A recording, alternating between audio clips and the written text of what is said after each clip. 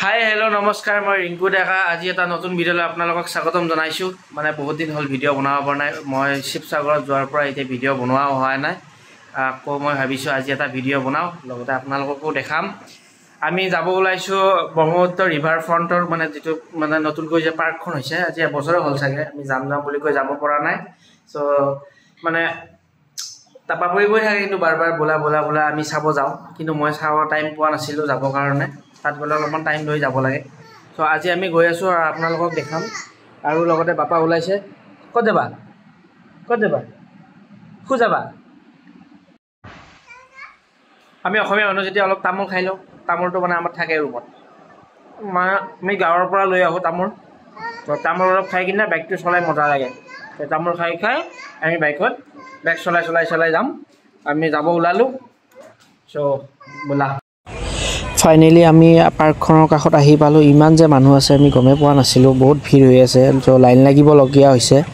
চ' বহুত মানুহ আছে ইয়াতে কমচে কম 200-300 মানুহ লাইন লাগি আছে চ' টাইম লাগিব অলপ এইবিলাক মানুহ ভিতৰত ভৰ্তি হৈ আছে তো গৰম বন্ধ দিছেতো ষ্টুডেণ্টবিলাক চব ভৰ্তি হৈছে আহি পূৰা ফেমিলিবিলাকে ষ্টুডেণ্টবিলাকক লৈ আহিছে চ' ফাইনেলি আমি সোমাই গ'লোঁ ভিতৰত চ' বাহিৰতে কি চাওকচোন গেটত কিমান ভৰ্তি হৈছে মানুহ চ' ধুনীয়া লাগিছে ভিতৰত সোমাই পৰিৱেশটো লগতে আৰু বহুত মানুহ আছে চ' ব্লগটো মই ভালকৈ বনাব পৰা নাই এইটো বাবে তাতে মানে বহুত মানুহ আছে ইমান মানে কথা কোৱাৰ হেৰি নাই ইমান মানুহৰ মাজত চ' আকৌ এবাৰ যাম এইটো পাৰ্কত কেতিয়াবা পাৰিলে গৈ কিনে ভালকৈ বনাম চ' আজি মই যেনেকৈ পাৰোঁ তেনেকৈ আপোনালোকক দেখাই আছোঁ চ' আপোনালোকে চাই যাব ভিডিঅ'টো লগতে আপোনালোকেও যদি পাৰে সময় পাৰিলে এবাৰ যাব ভিজিট কৰিব ধুনীয়া ব্ৰহ্মপুত্ৰ পাৰ্কখন ধুনীয়া লাগিছে একদম ভিউটো চাই মজা লাগিছে ইমান ধুনীয়া চ' বতাহ আহি আছে ধুনীয়া লাগিছে মানে ঠাণ্ডা পৰিৱেশ একদম গৰমত আহি মানে একদম বহুত ভাল লাগিছে চ' আমি 1 ঘণ্টামান থাকিম ইয়াত ভাল লাগিব থাকি কিনে